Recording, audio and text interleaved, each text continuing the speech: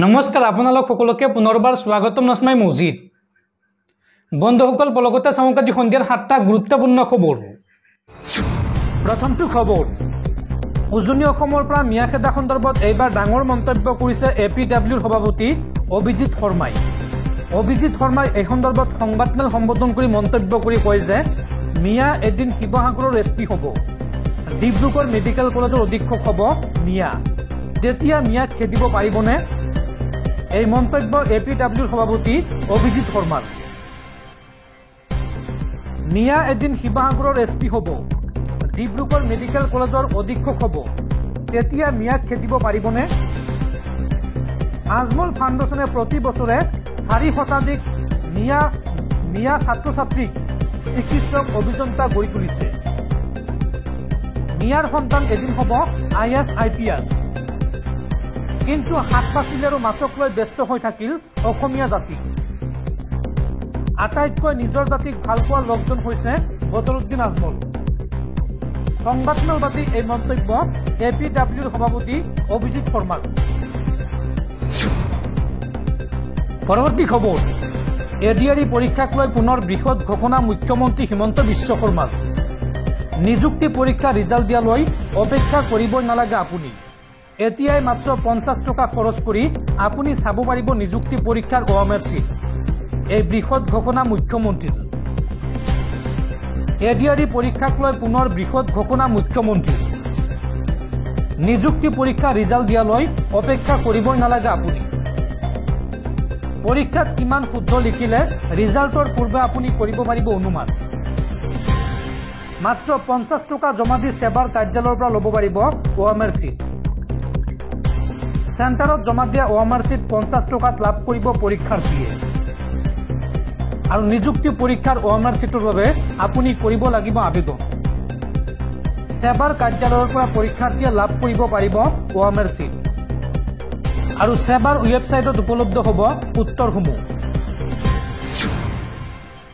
পৰৱৰ্তী খবৰ নীতিশ কুমাৰ আৰু চন্দ্ৰবাবু নাইডুৱে এতিয়া ঘাটে ঘাটে পানী খুৱাইছে নৰেন্দ্ৰ মোদী আৰু অমিত শাহক মোদী চৰকাৰে দিয়া টকা মুছলমান লোকৰ বাবে খৰচ কৰিছে নীতিশ কুমাৰ আৰু চন্দ্ৰবাবু নাইডুৱে নীতিশ কুমাৰ চৰকাৰে এইবাৰ বিহাৰত নিৰ্মাণ কৰিব জিলাই জিলাই মাদ্ৰাছা ইপিনে চন্দ্ৰবাবু নাইডুৰ চৰকাৰে মুছলমান মহিলাক বিয়াৰ বাবে দিব 1 লাখ টকা এই সকলোবোৰ দেখিও কেন্দ্ৰত চৰকাৰ ভংগ হোৱাৰ ভয়ত এতিয়া মৌন নৰেন্দ্ৰ মোদী আৰু অমিত শাহ নীতিশ কুমাৰ আৰু চন্দ্ৰবাবু নাইডুৱে ঘাটে ঘাটে পানী খুৱাইছে নৰেন্দ্ৰ মোদী আৰু অমিত শাহক নীতিশ কুমাৰ আৰু চন্দ্ৰবাবু নাইডুৰ মুছলমান প্ৰীতিক লৈ এতিয়া হলঠেকত পৰিছে নৰেন্দ্ৰ মোদী আৰু অমিত শাহ মুছলমান জনতাৰ উন্নয়নৰ বাবে হাজাৰ হাজাৰ কোটি টকা খৰচ কৰিছে নীতিশ কুমাৰ আৰু চন্দ্ৰবাবু নাইডুৱে মোদী চৰকাৰে দিয়া টকা মুছলমান লোকৰ বাবে খৰচ কৰিছে নীতিশ কুমাৰ আৰু চন্দ্ৰবাবু নাইডুৱে বিহাৰ আৰু অন্ধ্ৰপ্ৰদেশত মুছলমান জনতাৰ বাবে এটাৰ পিছত আন এটা উন্নয়নমূলক কাম কৰিছে তেওঁলোকে এইবাৰ বিহাৰত মুছলমান জনতাৰ বাবে বৃহৎ ঘোষণা কৰিলে মুখ্যমন্ত্ৰী নীতিশ কুমাৰে বিহাৰৰ প্ৰতিখন জিলাতে নিৰ্মাণ হ'ব একোখনকৈ মাদ্ৰাছা বিহাৰত সুন্নী আৰু শিয়া ৱাকফ বৰ্ডৰ অধীনত পঞ্জীয়নভুক্ত সম্পত্তিৰ উন্নয়নৰ বাবে পৰিকল্পনা সাজু কৰিছে নীতিশ কুমাৰ চৰকাৰে বৰ্তমান 21খনকৈ মাদ্ৰাছা নিৰ্মাণ কৰিবলৈ প্ৰজেক্ট সাজু কৰিছে নীতিশ কুমাৰ চৰকাৰে শেহতীয়াকৈ বিহাৰত 10খন মাদ্ৰাছা নিৰ্মাণৰ কাম ইতিমধ্যে সম্পূৰ্ণ কৰিছে বিহাৰ চৰকাৰে ব্যৱসায়িক অট্টালিকা বজাৰ কমপ্লেক্স আৰু প্ৰতিফলন নিৰ্মাণৰ প্ৰস্তাৱ গ্ৰহণ কৰিছে নীতিশ কুমাৰ চৰকাৰে বিহাৰৰ মুছলমান জনতাৰ আবেগ আৰু কল্যাণৰ প্ৰতি গুৰুত্বপূৰ্ণ ভূমিকা অৱলম্বন কৰিছে নীতিশ কুমাৰৰ চৰকাৰে ৰাজ্যখনৰ ৱাকফৰ সম্পত্তি নিৰাপত্তাৰ প্ৰতিও ৰাজ্য চৰকাৰ চিন্তিত বুলি মন্তব্য কৰিছে নীতিশ কুমাৰে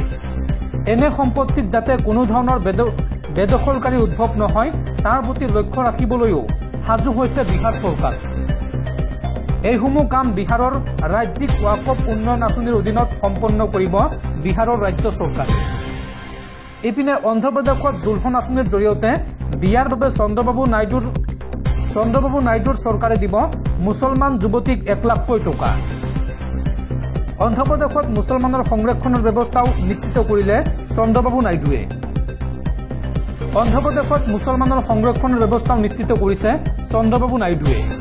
মুছলমান লোকৰ বাবে হায়দৰাবাদ আৰু বিজয়ৱাড়াত নিৰ্মাণ হ'ব হজ গৃহ। লাখ লাখ মুছলমান শিক্ষাৰ্থীক 15 লাখ টকা পৰ্যন্ত ৰাজ সাহায্য দিব চন্দ্ৰবাবু নাইডুৱে। আৰু এইদৰে প্ৰধানমন্ত্ৰী মোদী আৰু অমিত শ্বাহক ঘাটে ঘাটে পানী খুৱাইছে নীতিশ কুমাৰ আৰু চন্দ্ৰবাবু নাইডুৱে। দৰ্শকসকল, আৰু বহুতো গুৰুত্বপূৰ্ণ খবৰ আছে। তাৰ আগতে আপোনাক জনাওঁ যে যদি আপুনি এতিয়ালৈকে এইটো ভিডিঅ'ত লাইক কৰা নাই তেন্তে এতিয়াই ভিডিঅ'টোত লাইক কৰি দিয়ক।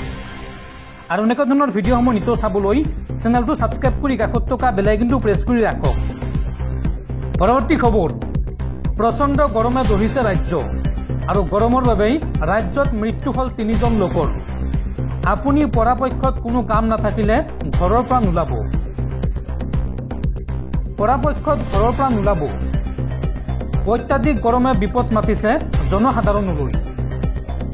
লখিমপুৰত এইবাৰ গৰমৰ বাবে প্ৰাণ হেৰুৱালে 3জন লোকে। গুৱাহাটী মহানগৰীকে ধৰি ৰাজ্যৰ ভিন্ন প্ৰান্তত পুৱাৰ ভাগৰ পৰাই উৎকট গৰমে দহিছে। স্বাভাৱিক তাপমাত্ৰাতকৈ 5 ডিগ্ৰী চেলছিয়াছ পৰ্যন্ত বাঢ়িছে তাপমাত্ৰা। আৰু আজিৰ দিনটোত গুৱাহাটী মহানগৰীত তাপমাত্ৰা আছিল 37 ডিগ্ৰী চেলছিয়াছ। কিন্তু 49 ডিগ্ৰী চেলছিয়াছৰ সমান গৰম অনুভূত হৈছে গুৱাহাটী মহানগৰীত। সেইদৰে শিলচৰ, লখিমপুৰ, ৰঙিয়াত 38 ডিগ্ৰী চেলছিয়াছৰ ঘৰ অতিক্ৰম কৰিছে তাপমাত্ৰাই। আৰু অনাগত 24 ঘণ্টাত তাপমাত্ৰা অধিক বৃদ্ধি হোৱাৰ সম্ভাৱনা আছে, এই কথা জনাইছে বতৰ বিজ্ঞান কেন্দ্ৰই। পৰৱৰ্তী খবৰ, পুনৰ চৰ্চাত ৰাজ্য কঁপাই যোৱা SI জোনমণি ৰাভাৰ মৃত্যুৰ প্ৰসংগ। SI জোনমণি ৰাভাৰ মৃত্যুৰ তদন্তৰ ক্ষেত্ৰত অসম আৰক্ষীৰ 6 গৰাকী বিষয়াৰ বিৰুদ্ধে বিভাগীয় তদন্ত ঘোষণা। CBIৰ পৰামৰ্শ মতে অসম আৰক্ষীয়ে তদন্ত ঘোষণা কৰিছে 6 গৰাকী বিষয়াৰ বিৰুদ্ধে। কোন কোন আৰক্ষী বিষয়াৰ বিৰুদ্ধে তদন্ত ঘোষণা কৰিছে চাওঁ আহক। জখলাবন্ধাৰ সেই সময়ৰ OC পৱন কলিতাৰ বিৰুদ্ধে তদন্ত ঘোষণা। লগতে শৈবৰগাঁৱৰ IC আভাজ্যোতি ৰাভাৰ বিৰুদ্ধে তদন্ত ঘোষণা। নগাঁৱৰ PSI উৎপল বৈশ্যৰ বিৰুদ্ধেও তদন্তৰ নিৰ্দেশ দিছে অসম আৰক্ষীয়ে। মৰিকলঙৰ SI মনোজ বৰুৱাৰ বিৰুদ্ধে তদন্তৰ নিৰ্দেশ। জখলাবন্ধাৰ SI জাকাৰিয়া চৌধুৰীৰ বিৰুদ্ধে তদন্ত ঘোষণা। লগতে কনিষ্টেবল ৰেব বৰুৱা আৰু মুজিবুৰ ৰহমানৰ বিৰুদ্ধে তদন্ত ঘোষণা অসম আৰক্ষীৰ। পৰৱৰ্তী খবৰ, সাৱধান ৰাজ্যবাসী। আধাৰ কাৰ্ডক লৈ অসমত শীঘ্ৰে আহি আছে নতুন SOP। কৰ্তন কৰা হ'ব ৰাজ্যৰ লাখ লাখ লোকৰ আধাৰ কাৰ্ড। এই ডাঙৰ ঘোষণা মুখ্যমন্ত্ৰী হিমন্ত বিশ্ব শৰ্মাৰ। সাৱধান হওক ৰাজ্যবাসী, ৰাজ্যত কৰ্তন কৰা হ'ব লাখ লাখ লোকৰ আধাৰ কাৰ্ড। 1 অক্টোবৰৰ পৰা আধাৰৰ বাবে ৰাজ্যত আহিব নতুন নিয়ম। আধাৰ কাৰ্ডক লৈ ডাঙৰ ঘোষণা মুখ্যমন্ত্ৰী হিমন্ত বিশ্ব শৰ্মাৰ। 10 দিনৰ ভিতৰত ৰাজ্য চৰকাৰে জাৰি কৰিব আধাৰ কাৰ্ডক লৈ নতুন নিৰ্দেশনা।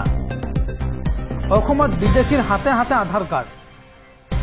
এতিয়াৰ পৰা কেৱল NRCত আবেদনকাৰীহে লাভ কৰিব আধাৰ কাৰ্ড।